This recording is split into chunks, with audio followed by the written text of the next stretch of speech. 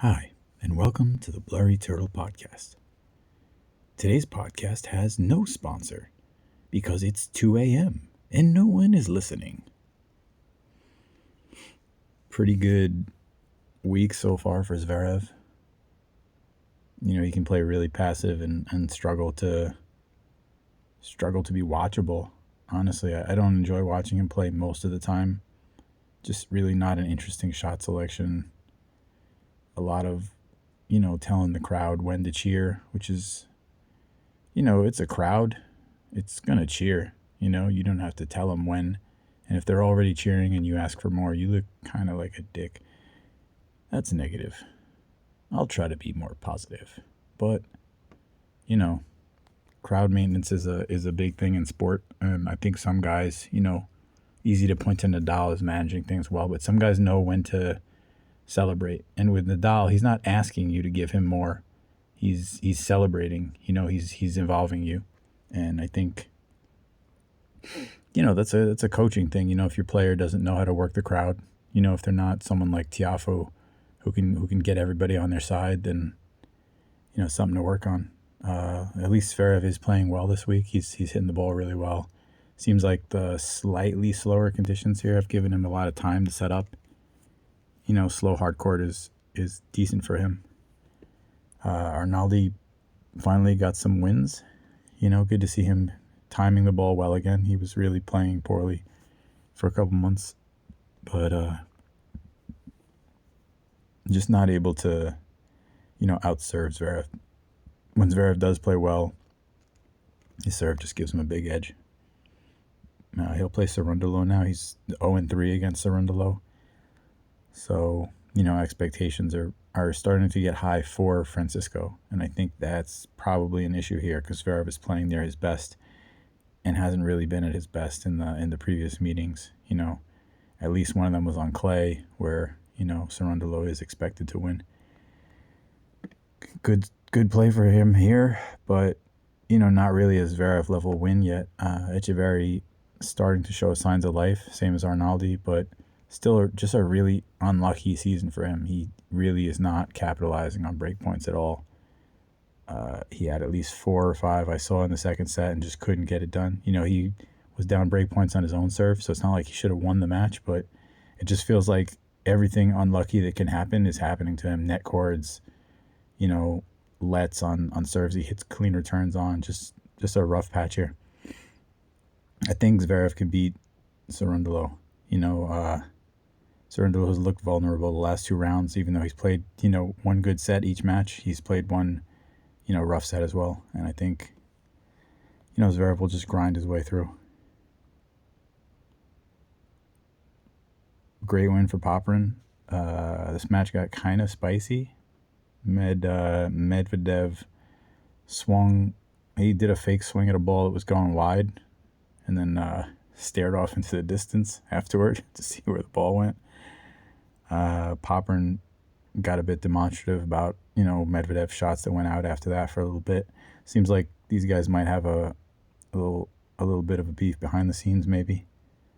Maybe it just got, tough in hot conditions. I know the hot weather does bring out some fury from players.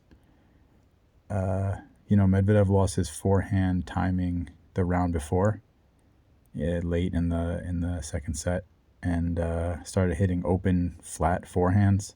Just really not even the inside out that has the slice. It was just placing the ball into the court, and that's a bad sign. His serve timing went off a little bit. That's a bad sign, and if something's going to break down, it's always going to be Medvedev's forehand. So, it was a good spot for Popyrin since he has such a big forehand and such a big serve. He didn't win a lot of rallies. I thought he played good measured tennis. He wasn't really going crazy. He wasn't trying to force things. He was willing to take what Medvedev gave him. Decent show of stamina to win in 3.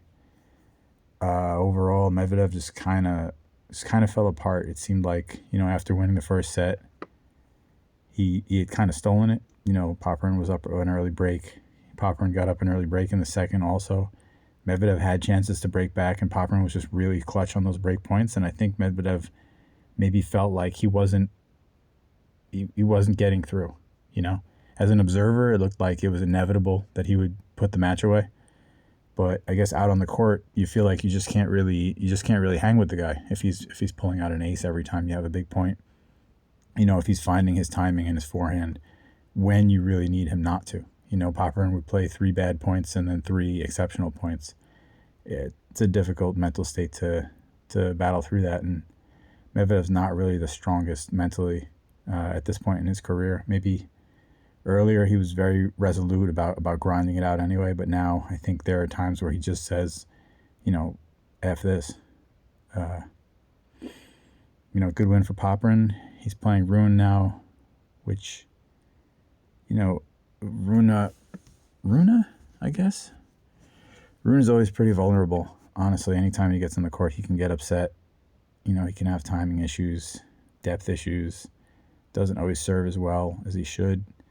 He's playing well here. He beat Perricard fairly easily, but, you know, Perricard's not having the same season he was last year.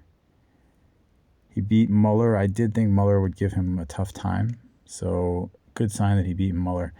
Popyrin, I think, is similar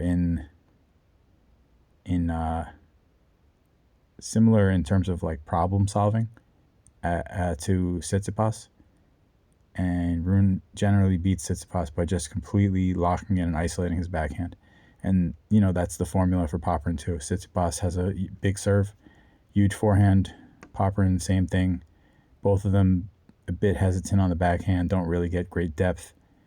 They know they don't want to play it multiple times in a rally. So I think Rune might have a straightforward task here. And that seems to be what he does best on tour. You know, when he has to problem solve, he's not really getting it done. He's looking at his box a lot. He's getting upset. But, you know, when the task is simple and he's a better player, it seems like he can usually get through.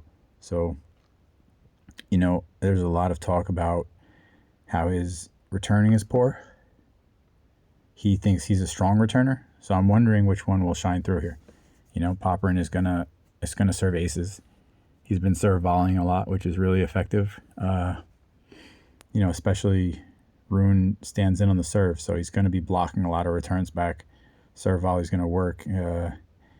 Question of whether Rune, believing that he's a good returner, will allow him to execute in the big moments, or if, you know, the lack of consistent technical skills on that shot and his, you know, his stance being very far up in the court is going to bite him here. I think Rune should win, though. I really don't think Popyrin was exactly the better player against Medvedev, although he did play near his peak. You know, I just think his backhand's going to break down here, and Rune will win. Mickelson Tien is one. I have a hard time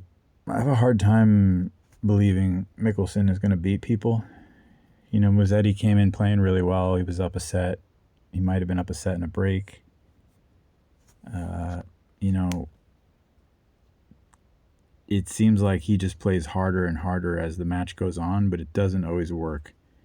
And, you know, that's one reason I doubt him a little bit. Nope. Tiebreaker in the second. Sorry. Yeah, I just feel like he is always going to have that issue with his mobility. Musetti should have been able to expose that, but, you know, his level kind of fell off and Mickelson started serving well. It's just tough. You know, Mickelson is that, like, partial serve bot, partial strong, you know, hitter from the baseline. It's tricky to gauge these players because the errors look really poor. He'll hit a backhand into the bottom of the net and it just looks strange. And, you know, he'll hit the next one perfect down the line. It's like, okay, well, he has a very specific strike zone. You know, and he's a great player. If you see Mickelson playing against lower tier players, he absolutely looks like he can, you know, he can beat them 10 sets in a row. But, you know, at this level, at the higher levels of the tour, it just feels like the errors that he makes are ones that the other guys don't, you know, so it feels like he has to, you know, similar to Popyrin, he has to execute a lot of big shots in a lot of big moments in order to win. And that's hard to do round after round. So, yeah, he goes on good runs, but I don't totally believe in it yet, you know. I'll try to catch him at the U.S. Open. Watch from court level and see if maybe the issues are not as bad as I think they are. Some players look slow, and they're a bit quicker. Fritz is a guy also who I always kind of thought of as slow, but now he's starting to really cover the court well. So things can change. Playing Tien, I think he has equal chance here. I don't think, there's a big way to say, oh, this guy's a lock in this game. I do think Tien will grind him down, though. Tien had a rough outing against Fokina last week. Well, a week and a half ago. It really looked harmless. But I think he looks better this week. I think he gets sharper every match. I think he has really good stamina as far as his technique. Late in a match, he can still hit his backhand clean down the line. He can still create angles cross court. He doesn't really, pack it in. He's not the biggest server, but goes after it. I think he has multiple ways to win this. I think he can win just by being a bit more efficient with the ball, just taking care of things a bit more cleanly. And I think he can win, by grinding Mickelson down too. Mickelson is not a guy who you really expect to win, back-to-back long matches. He's had some stamina issues. He's a taller guy. It's hard to put on muscle, when you're tall and thin. It's still a work in progress there. So I think Tien is slightly better right now, but not always. I'm also starting to see Tien as a guy who's kind of like a gatekeeper. There's a point where it seems like he can't win it all. He's able to beat the guys, who are ranked a bit lower or aren't quite as dangerous. And then there seems like there's a point where if a player is solid and they have a serve, that he's just really up against it the entire match. A lot of 6-4, 6-4 stuff incoming. Catching off Ruud should be great. I mean, Ruud's playing as well as he's played on hard court all year. He's hitting his forehand really cleanly. His backhand's still not great, but he has a chance here. He did beat Kachanov before at the U.S. Open. I think that was the year. I think it was like 2022. I think that was the year that he might have made the finals. I'm not going to check. Or am I going to check? Let's check. And the reason I'd check is because I don't think... Yeah, that's the year he made the finals.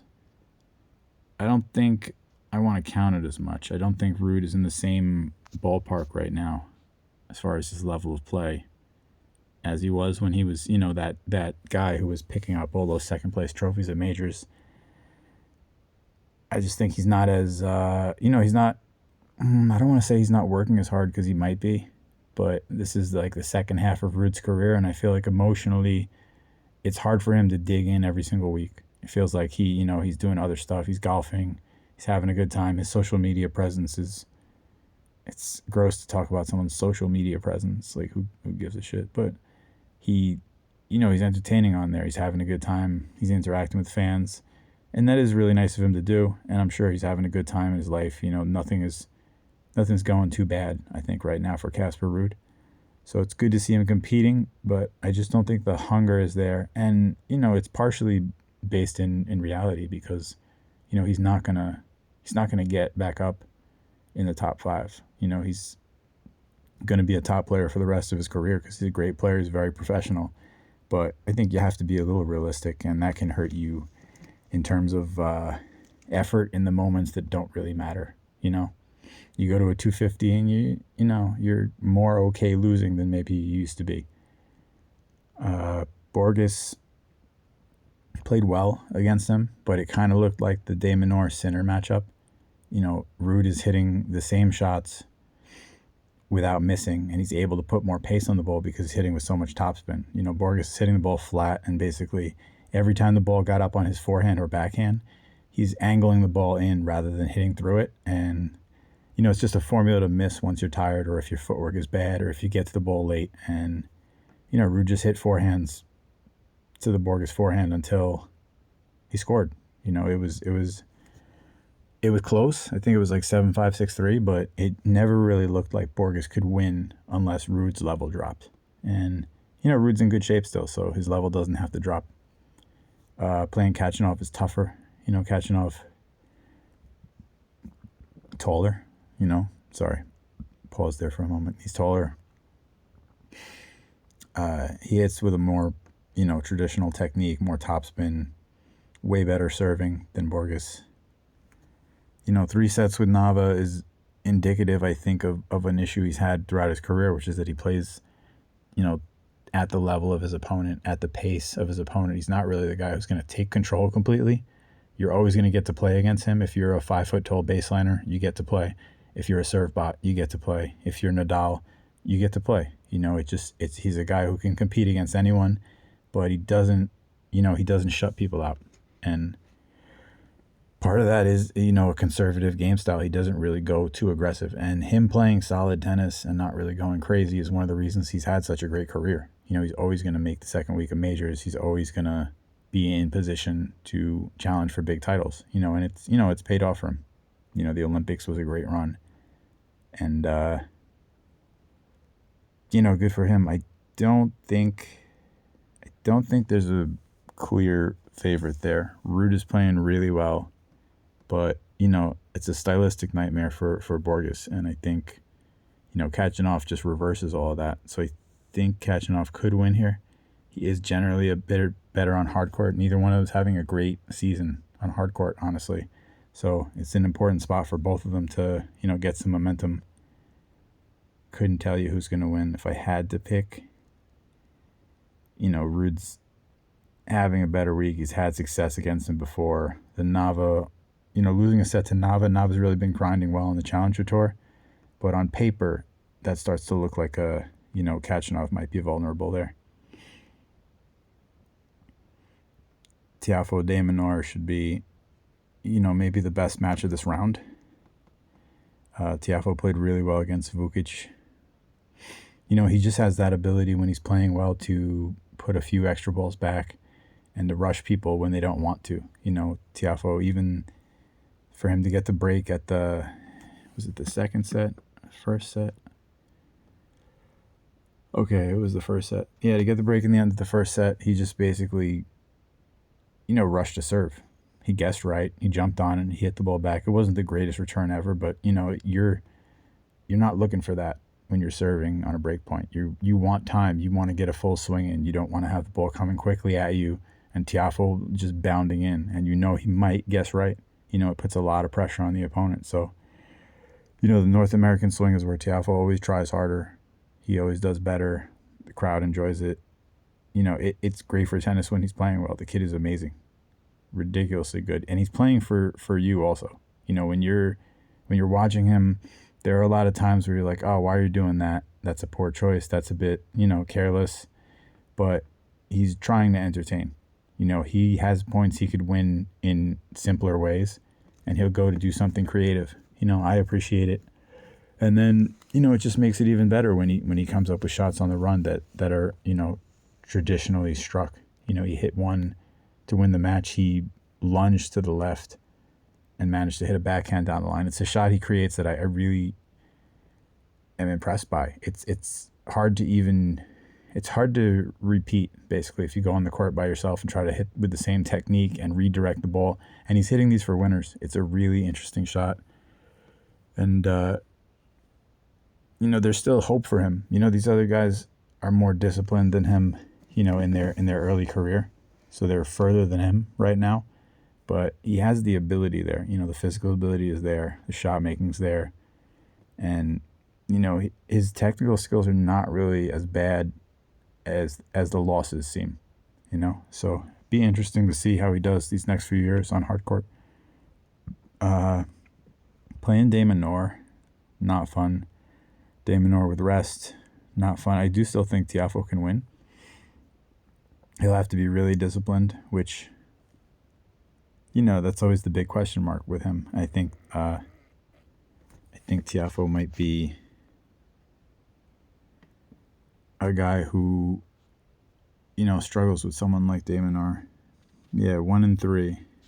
Did win the most recent one, but indoors is always going to favor Tiafoe just because of the serving boost. These other ones are way older, and I think Tiafoe just wasn't as good as he is now at that time. So there's a chance there. I would expect that to go 3 sets. I don't think the rest is really something de Minaur needs. He's on a long run of matches here. It's not a bad thing for him to get 2 days of rest, but I don't think he really needs it. I don't think he's gassing out or anything. This one will be interesting. If de Minaur's backhand holds up, be hard for Tiafoe to win. But it's been breaking down this year. He hasn't looked automatic. He's played some really good matches. He's beaten guys he's supposed to beat. When he plays these guys who generate more topspin, have more power and move like him, he's had some issues. So, I think that one, it's easy to circle de Minaur, based on, past results and him being a great gatekeeper. But I think even with the slight, struggles against Vukic, I think Tiafoe's still very competitive there. Vukic, when he serves well and hits his forehand well, he just looks like a completely different player. He's challenger level some of the times and just really clunks the ball around. But when he locks in and generates pace with his forehand, I think it's about racket speed, racket head speed, and he had that this week. So beating him is a good win. I think that'll be close. I guess if it goes to 3, I like de Minaur. He's a little more tenacious, and if he can break Tiafoe, I think he can do it, multiple times. Because it's all about reading the serve with Tiafoe. If you're getting a good read on the serve, and getting returns in play and rushing him, you can get him. He'll get frustrated. He'll, try to mix things up. But at the same time, de Minaur serves not really that great. Tiafoe stands in. He's a pretty aggressive returner. And I don't like, de Minaur's fast, but I don't really like the flat hitters for passing Tiafoe. I feel like it's a little difficult for them to hide their swing, while they're on the run. I feel like they have to open the racket head early to go down the line, and I think, Tiafoe can read that. So very tricky matchup there. Cabali-Shelton should be good. I think a lot of people thought Marozsan was going to beat Cabali. He didn't really have chances. He kind of snuck the second set away late. Never really led in the third. Cabali just seems a little bit more athletic than him, honestly. Marozsan beat Felix, but Felix kind of beat himself once he gave the break back. Felix was up 3-0, and as soon as he got broken back, he just kind of started to miss a little bit, force things. I think Marozsan is a little bit more technically sound than him. The swing mechanics are more repeatable. So even though Felix moves much better, there's some, if they're standing still hitting the ball, Felix is going to miss first. I don't think Cabali really let Marozsan stand still and hit the ball, and, that's why he won.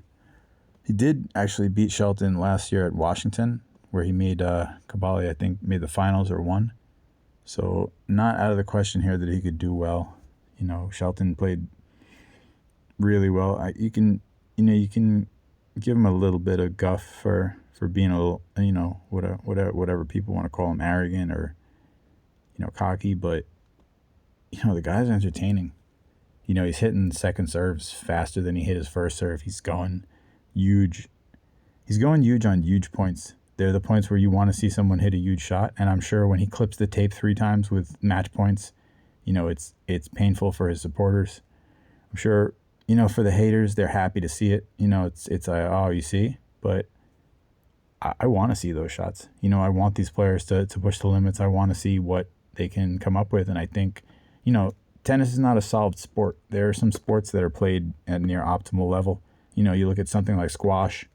Not going to be a lot of huge shifts in that game over the next, 10, 20 years. But, tennis, the last generation ironed out some things. If you look at Zverev, Kachanov, Medvedev, if you look at this generation, basically, they, completely changed the way the two-handed backhand is played. They made it solid. Instead of a vulnerable thing, they made it, not saying they invented that, but I'd say that the game has things it still needs to iron out. there are things where they could become more efficient. There are choices, I think, that are better that players are still not making. And, aiming high is important because, if you put in the physical work too, which Shelton is doing, you're able to do the things that you're aiming to do.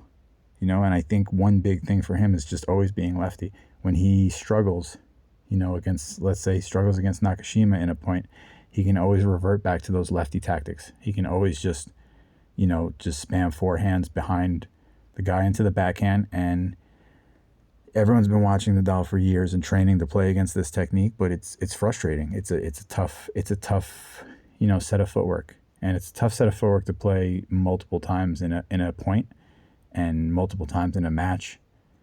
And it's always in Shelton's pocket. So I do like that he has plan A is to play that high octane entertaining tennis, and plan B is he can just be Manarino and he can just play carefully. It's something I think Shapo might want to go back to. If Dennis just plays and just grinds people's backhands down, I think his athleticism will let him win the key points he needs to where things go strange. And obviously he can make shots. So, when the other guy finally forces him in a bad position, great, you go big. But, going big all the time, not totally doable yet. But I do like the yet. I think, if you look at racquetball, it's obviously not played for the same amount of money. It's not trained for the same, but I think you can see that in most racket sports, offense is something you kind of want to max out. And you're just playing the numbers, honestly, if you keep going big. It's like Kyrgios with the two big first serves, for first and second. Way better playing like that. So yeah, I'm half a Shelton fan because of the way he goes for things. He went big on every shot against Nakashima when he could, and he landed enough. And I also think he thrives in this matchup because of that. The moment Nakashima plays safe, he's in trouble. It really just comes down to athleticism here. Shelton can make the extra get. He can run down Nakashima's shots sometimes, and Nakashima can't, run his down as many times. It's not a stamina thing. It's just pure speed. I think that's why Nakashima does so well at times, but can kind of lose to anyone, because he's not as fast. He's really a great server at this point. A very efficient player, smart player, but, not the fastest guy on tour. And tennis is, a lot of it is about being stingy in speed. I gave a little douchebag speech there about optimizing offense, but defense is huge. And if you can't play it, hard to guarantee results. Nakashima had chances. It was a tiebreaker in the third, but Shelton had the lead the whole time. It feels like Shelton can turn it up against Nakashima and just kind of, he knows he can score, and it lets him take more chances. I think Nakashima played a nearly perfect match from his side. Not perfect tennis, but that's as good as I see him playing. And he got close. He should be happy with the result. I'm sure he's frustrated, but, that's a guy he really never won a set against. So got very close to winning a match. So that's solid. I think, Cavalli and Shelton will trade sets, and whoever plays better in the third will get there. If Shelton's making mistakes, Cavalli's not a guy who's going to give him the same mistakes back. Cavalli's more likely to grind, more likely to play pretty consistent, at the same time, not the same level of offense. So if Shelton's putting a lot of returns in play, Cavalli can make mistakes in the backhand, and, that's a tricky one. I kind of do like Shelton there. Think he's playing well. When it gets late in a tournament, bigger crowds, it's gonna amp him up, and he's got a pretty big edge in serving. Rublev Fokina, another great match. Honestly, one of the reasons I wanted to jump in, not because I have great reads on this stuff or I can tell you who's going to win, but this is just a really good spot in the tournament, so I wanted to talk about it. This has been a great tournament in general so far, but these matchups are just really solid. These guys are playing well, and I wasn't sure if they were going to dig in so much this early in the season, but it seems like people who haven't really been thriving are happy with the opportunities. And the guys who have been doing well seem like they want to hang on to it too. I'm surprised to see Fritz really grinding it out here, but he's he's playing well. He doesn't look tired, and I think one thing I kind of overlook sometimes is that these players might want to play all the time. If they're playing well. If you're struggling, you might get sick of it. You might just want to leave. Fly to the next city. But if you're playing well and you want a title, you show up the next week, and there's no reason you need to crash out. For Fritz, I think it starts to become a consideration for me, at least if I'm on his team, of how much you want to grind in these early tournaments. Maybe he says he has everything left, but just the slight injury risk with fatigue, a little bit of the mental burnout. I would want him to kind of just not get out of there and play Cincinnati, but I don't think you'll see him play more than one tournament before the U.S. Open. I guess maybe there isn't more than one tournament for the U.S. Open, so it's a bold prediction. Sonego Rublev was pretty close. Sonego kind of crashed out in the third set. Rublev hit a pretty lucky forehand. I mean, he had it lined up, but just kind of wobbled in the air and landed good. And Sonego was just made a bunch of errors after that and left pretty quickly. He was pretty frustrated while he was shaking hands. Not at Rublev, but just, I think that's kind of the theme with him. He plays, I wouldn't say it's against his game style to play so fast, but it feels like he's rushing at times out there. So when he does get upset and starts making errors, he can lose a set quickly. I think it helps to slow down a little bit when you're in that messed up headspace. Just kind of, you don't have the right perspective at the moment, but walk around until maybe it comes. Use the towel, just hope that something comes that can, get you out of it. Because he could have beaten Rublev, and he just kind of folded there. For Rublev, these are good results. He's done a lot of, leg punching, head smashing with rackets, a lot of tantrums this season. I think a lot of us felt bad for him in the past season, seeing him go through it. There's a point at which I stop feeling as bad when you just kind of keep doing it all the time. Someone in your camp has to be talking to you about this. You can't be enjoying it, A lot of times if you see someone is frustrated, it's like, I understand that your frustration is completely logical and valid and you're entitled to it.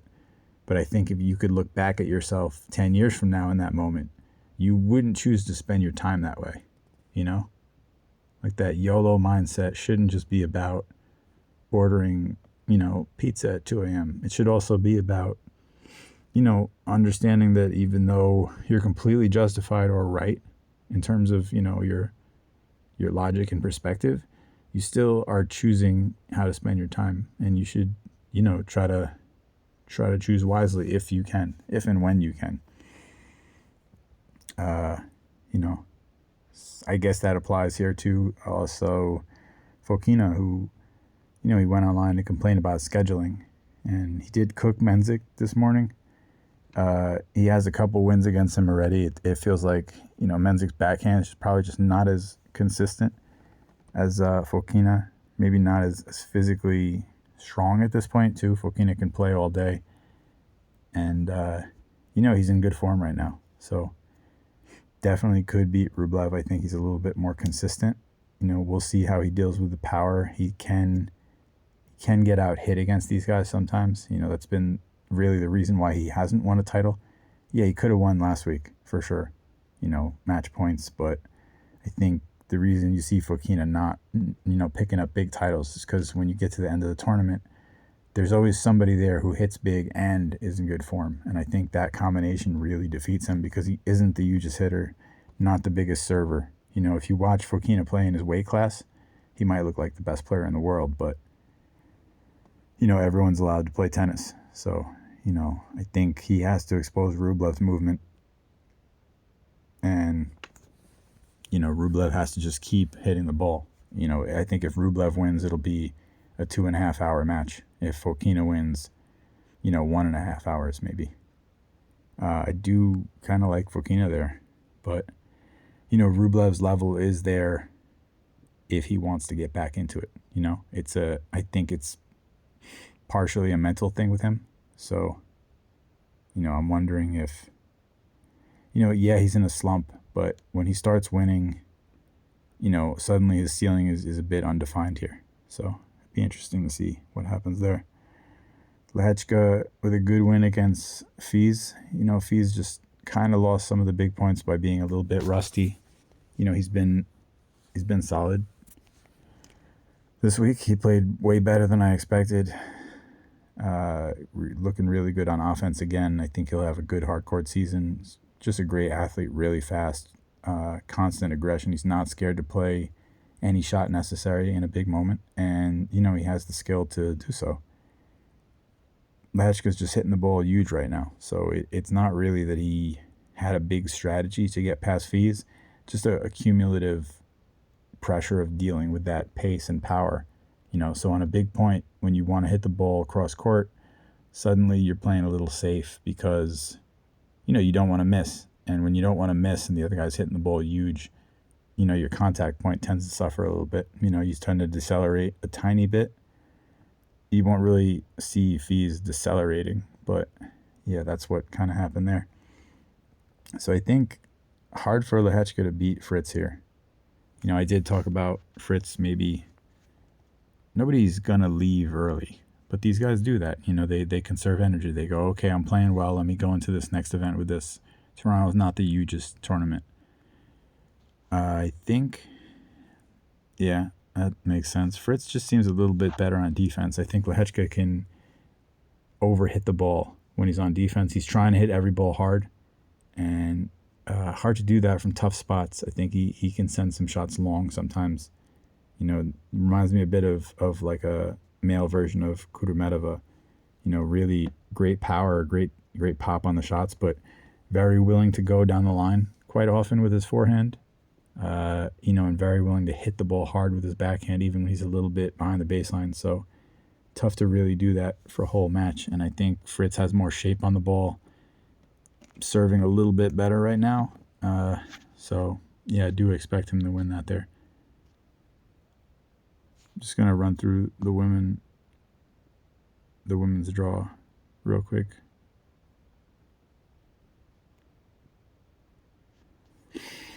Because the women's draw is stacked. Gauff and Mboko. Really great matchup here. I think Mboko's win against Puskova was really impressive. I don't think the scoreline tells the whole story. Puskova had a leg issue, finished the match, but wasn't really effective, after the second set. She probably should have won the second set also. She had Mboko down a break, a couple times. She was really just a bit more solid. I will say that on Victoria's side, it's worth watching her play. She's really entertaining. She is figuring it out while she's out there on the court. She's just constantly trying to figure out what's the right shot. She's willing to go for it. She adjusts her swings nicely, I think, too, to not miss. It's really easy to go for the big perfect shot because that's the best shot to win the situation. I think it's a sign of a quality player that they adjust and go for the shot to make it and challenge the opponent. And I think that's one of the reasons why Mboko was down against Puskova, because Puskova can really play a good defensive shot from a tough position. So if you're playing a little safe, it's the right choice, but it's going to put you in some tough spots. I give Mboko credit because she really played better and better as the match went on. Her backhand's very solid. Her serve is a bit better than most of the baseliners. So I think it gives her a nice base to beat a lot of players going forward. The baseliners are going to have to do a lot to beat her in a close match. I do think all the matches are going to be close though at this point because she does make a lot of errors. It's not an Ashlyn Kruger situation where it's like technique or power errors or timing. It's just like it's her finding her game and, ranging up and ranging down.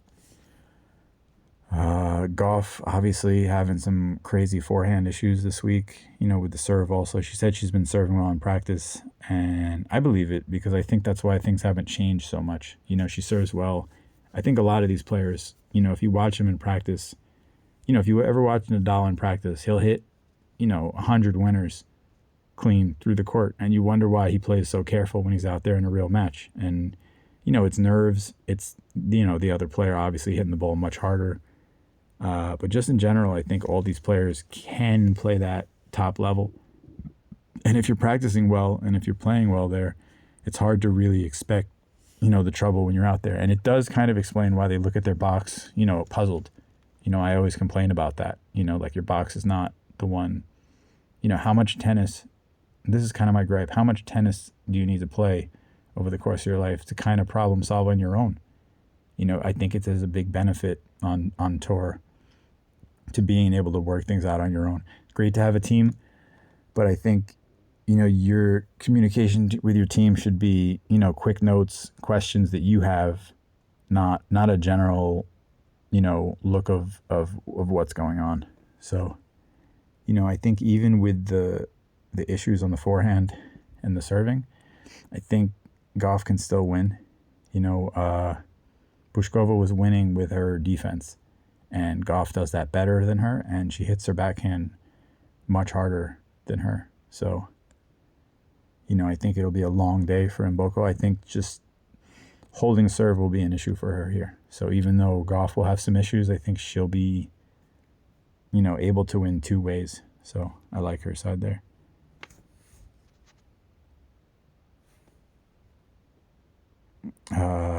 Lin Zhu is playing incredible. Honestly, right now, I think she could pull off another upset here.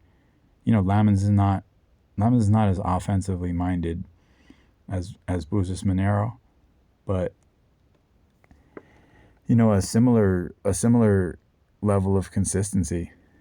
Honestly, Lin Zhu, I'm gonna say her full name because I'm actually not sure which is supposed to be the first name. I should look that up before next time I talk,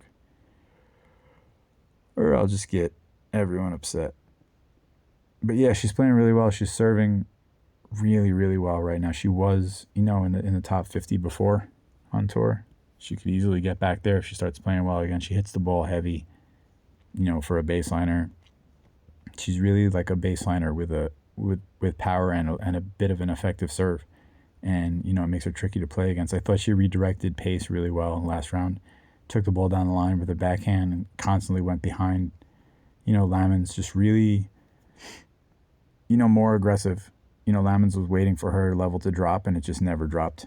Ran away with it, honestly. I think she serves a little bit better than Buses Monero right now. So I think, it could be another 3-set win for the Spaniard, but, I like Zhu's side right now. Ito, obviously, tremendous run for her. She's made her way on tour. She's winning matches. I mean, she beat someone exceptional the round before. Who was it? She beat Paolini, and Paolini was, playing decent. So, it's really interesting to see Ito hit that, that slice. Almost looks like badminton style forehand. And then, when players redirect to her backhand, she takes it down the line so quickly. It's just really, really impressive stuff. And, yeah, but that being said, I think, you want to beat her in two. I think despite the Paolini win, I think you want to beat her in two if you're going to be dominant against you, the way she's playing, the level she's playing at. So I think, the upset is on the table there. Probably go 3 sets, but, Bujas definitely hits the ball harder than Lamens. More variety in her game also. A bit more physically durable too. So that should be real close. Kessler with one of the best wins, I guess, of her career. She was actually priced to beat Andreeva, and she's playing really well. She beat someone pretty solid the round before too. Maya Joint. Yeah, so overall she's just playing, great tennis, and interesting spot here. Right, Kostyuk just won a couple matches. She beat Kasatkina in a marathon. The highlights from that are really entertaining. One of the reasons I like clay so much is because the points can be so long and there aren't errors. Obviously, there's errors in a hard court match. A lot of, I will say, This tournament has had, if you look at the score lines, almost everyone is in the negative for winners to unforced errors in almost every match. The winner, the loser. Shelton was like 46 and 47 earlier, and when I saw it, I was like, oh, that's pretty good. And that's not pretty good, but at this tournament, it absolutely looks great.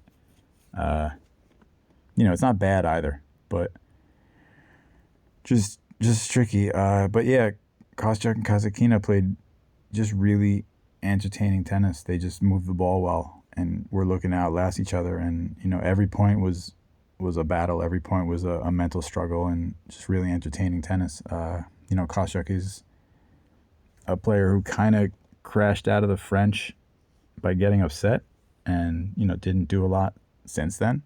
Didn't seem like she wanted to play. Maybe something else is going on, but that issue, I think, will be tough for her against Kessler. Kessler is as good a defender as Kasatkina, but hits the ball a bit harder too. She's got a halfway decent serve, decent forehand, very good strategic player. She does take some medical timeouts, but she's had some injury issues, so I think this will be really close. I do actually like Kessler to come through there. Kostyuk has the bigger game. She should win, but you can still get errors out of her. She's not back to her best form right now. She's just kind of starting to dig in again. So I think Kessler beating Andreeva is a good sign that she's, really locked in and can win this one also. Rybakina playing Yastremska should be entertaining.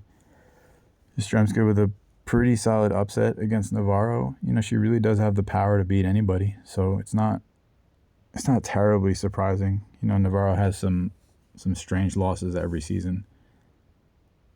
This was probably one of them. I thought the slower conditions would make it really hard to hit through her, but I guess slow court does help the big hitters also. They have more time to set up, and only the big hitters really have the ability to score quickly on the court. So kind of a double-edged sword there. You get the gift, but your opponent is the only one with a big weapon there. So good win for her.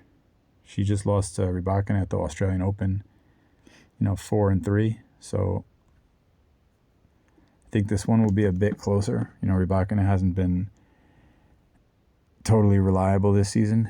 She's had some coaching issues, some off-court issues. So every match is a good win for her, really. I think she'll win.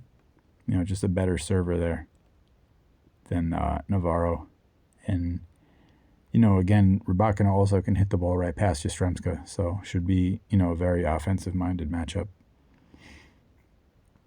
Anisimova had lost to Raducanu twice already.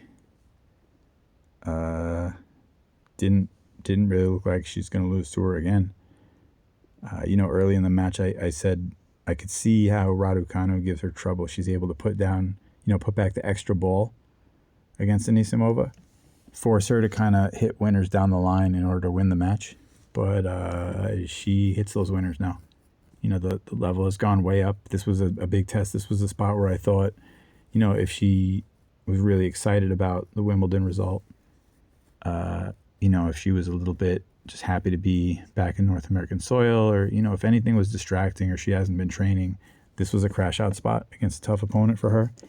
And no, she played really well. She played really aggressive, kind of never backed off, which is her style. And once she got the lead, after the first set was over, she just really opened up and was, pretty unplayable. So interesting spot here because Svitolina has beaten her, a few times. And Svitolina's playing really well. She smoked Kalinskaya, who was, pretty solid last week. Kalinskaya, when she's not injured, is, in the top 30 on tour, I think. So her getting smoked is pretty impressive. These are great conditions for Svitolina. I think definitely a better defender than Raducanu. Definitely more variety also, in her defense. She's going to play more slices on the forehand also, more height. She can be a better server in big moments than Raducanu might have a smoother, technique on her serve. but Svitolina is able to locate the ball in good spots. In big moments, she'll put a little extra into it. I started out thinking Anisimova had a chance here, but I kind of leaning towards Svitolina beating her here. I thought it might be a stamina question against Raducanu. I guess I'm making the same mistake here, thinking Anisimova was going to get tired. But yeah, I think Svitolina's defense is a little bit more varied than Raducanu, and it'll just get her past. Anisimova is going to be under some pressure to serve well here. She won't get as many easy. They weren't easy balls from Raducanu, but they were sort of hit back expecting Anisimova to miss. And I think Svitolina is going to be hitting the ball back, looking to make things annoying rather than expecting errors. So, yeah, Svitolina probably wins that in 3. Osaka seems to be playing well, which is cool. I think it's not a when that she gets a title. I think what's interesting is after she gets that initial title or that finals run. In this, I don't think she's winning a different major, but in this U.S. Open section, I think it's interesting to see how the players respond to her and how she responds after a big run, if she's able to keep going here. I think, every win is obviously good, but I think a title like this would do something different for her, because I think, people complain about, her sharing a lot of her life on social media and her struggles. But, if someone's struggling with anxiety, whether, regardless of the causes or, what you think, the best course of action is, or whether, you have it yourself or, whatever your complaints are, I think it's real for that person, right? And so if someone has those issues, the opposite can arise also. When Osaka was winning, she played with complete confidence, extremely calm, just really going about her business on the court and no doubt. And, it made her a better player. So I think, that confidence can return. Anxiety can come. There's a time to be anxious. There's a time to be confident. There's a time to win. There's a time to lose. All these good little sayings. And I think, she's in a good spot here. So I am hoping she wins a couple more matches. Sevastova is going to be a tough spot. She's going to make Osaka play a lot of balls in strange positions. Sevastova is hitting her forehand really well right now. She's, playing good tennis, hitting with good depth. Could get some errors. Osaka should serve her way through. Should put in the work that Pegula just didn't. Pegula was up a set in the match. Seemed like she would win the second. Just kind of started making some errors. Just lazy footwork. I don't mean that she's lazy. It just felt like she could have been a bit more careful in the situation, and she was willing to just kind of play through it. I think Pegula is a baller. I think she goes out there and has fun.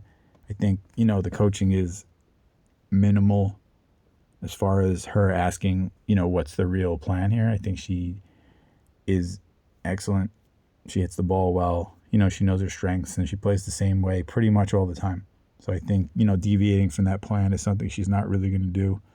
And, when she started to make some errors here, I think, not a conscious choice of I'm not going to put in the work, but suddenly it became a match where she had to put in a lot of work to grind down, Sevastova. Same as playing someone like, Bautista Agut on the men's side.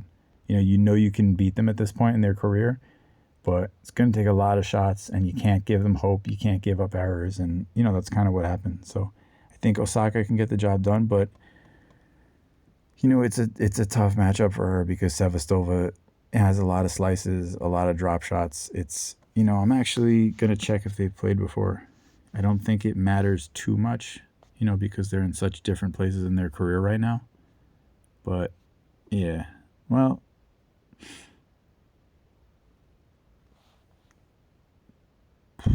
that's pretty close. A lot of 3-setters here, and they're on hard court. So, 2019, I was 3 years old in 2019, but Still pretty good matchup there. Pretty good matchup there. It's good analysis. It's 3 a.m. though. No one's listening to this. Today's podcast is sponsored by this stupid voice I do. Yeah, it's hard for me to say. This is, one of the things with predicting tennis is, I kind of want to talk about them negatively. Osaka is the type of player who can lose to Sevastova, even though she's also the type of player who should be able to win this match every time she wants to. It's a strange way to analyze things, but kind of what makes the tennis interesting. It's that mental struggle. It's seeing if the players can lock in or if they get grinded down by players who are technically weaker.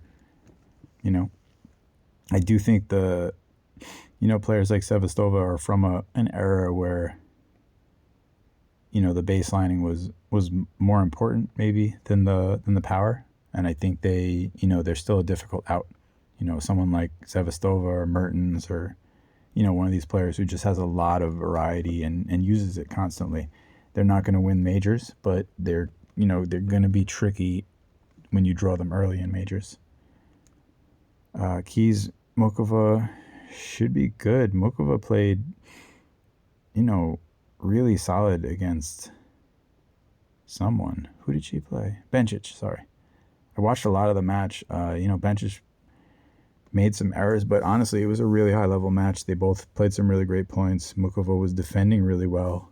In the second and third set, I thought just putting a ton of extra slices back in play that, I don't think she has been lately.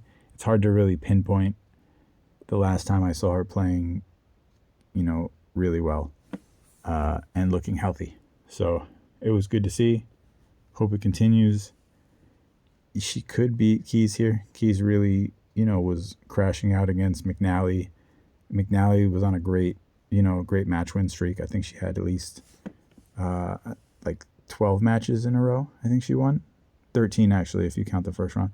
But for Keys, it was just about deciding to keep the ball in play. McNally wasn't really doing a ton with the ball, not very aggressive, just basically challenging Keys to stay in the rally for a while. And Keys just didn't really feel like it for a while. There's also some sense, to the idea that she's playing herself into it. The way Arthur Fils drops the first set a lot, just trying to find his range against an opponent. It's like boxers who let the other guy, you're kind of range finding early in the match. You're throwing your feints. You're trying to, feel the other person's power. Once you've felt it, you can fight a little bit more freely. So could have been what Keys is doing, but I mean, she's got to be familiar with McNally. Tennis is obviously harder than I make it sound.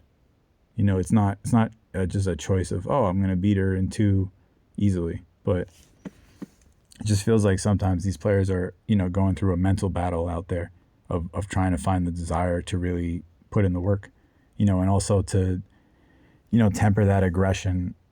When you're better, when you're probably going to win, it's a choice of when to pull the trigger. And, that's tough. Obviously, Keys at this point is playing her best tennis at the majors. And that makes sense to me. But, I think it makes her vulnerable here against Mokova, who, is going to play a lot of slices. She does have a pretty big forehand, so she'll be able to score on Keys. I sort of think she can win. I don't think Keys is totally committed to this tournament, basically. So another spot where, the analysis is silly. It's, I think, what do I think? I think Keys is not that interested here. I think that, Mokova has more interest in getting this win. She has more on the line here. I think the conditions are not the best for Keys. A slow hard court, not really where she wants to be grinding it out. So I think the upset is very possible there.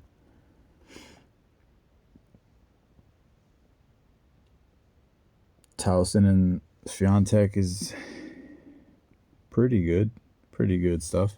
I wouldn't expect Towson to really love these conditions because it's a bit slow. She's a very offensive player, but she's had a good draw so far. Bronzetti's not really that great on hard court. not much of a serve, great backhand, but just not an offensive player. Starodubtseva, very hit or miss player. So far on tour, she can be absolutely solid from the baseline and just hit the ball huge, and then, then she can get zipped. And she got zipped. Serving issues there. 36% for serve one is pretty bad, but Towson's a good aggressive returner, and if she's playing well, the upset is partially on the table here. That was Wimbledon. I do think hard court is a bit better for Towson. She's a better mover on hard court than she is on grass. Obviously, grass, not a ton of experience. And Swiatek was almost unplayable at Wimbledon, kind of, in hindsight. Pretty impressive stuff from here, too. I actually think it's great, even though I talked about players kind of hunting majors and trying to not get involved. I think for Swiatek, she doesn't have as much hard court success as she wants. So I think for her, just grinding through and creating this kind of, this aura of, a player who's just going to beat you and embarrass you on a big stage is really important to her success. If she can come into the U.S. Open, with a title and a good showing in Cincinnati, I think it's really valuable for her. If she comes in with if she loses to Towson here, if she crashes out of Cincinnati, suddenly she plays, someone like Svitolina in an early round, and it looks dangerous. Suddenly she plays Kessler, and Kessler's going all out and believing in herself. I mean, these players will believe in themselves anyway, but I just think Swiatek has really benefited early in her career from those match win streaks. I know tennis analysis is so dumb sometimes. If you win a lot of matches, that's good for your career. Like, yeah, but I just think reputation is a big thing for Swiatek specifically, and I think it goes both directions. I think when she does lose a match or two, people start to get really excited to play her, and it gets really uphill for her. Here, not totally sure. I like Towson's side. I think she can win a lot of games. I think she served above 60% last match. That's usually a good mark on the WTA side. 80% for serves 1-2 is solid, but Starodubtseva is not Iga Swiatek. I think Swiatek wins, on stamina. I think she'll be able to play and move Towson longer, and I think it could be tough. The weather's not as hot as it was earlier in the week. Should be some decent weather tomorrow, and the court being a bit slow. Let's see what time they're playing. Well, they're playing at 12:30, so it should be relatively warm there. That's better for Towson. Still, I think Swiatek wins that. Yeah, and that's pretty much it. If you listen to all of this, I'm going to tell you the meaning of life. It's yeah, I don't know yet. I'll let you know though if I think of it. Probably something about like happiness or something, or like external pleasure being finite, and contentment and peace within being infinite. Or something else. I don't know. Catch you later.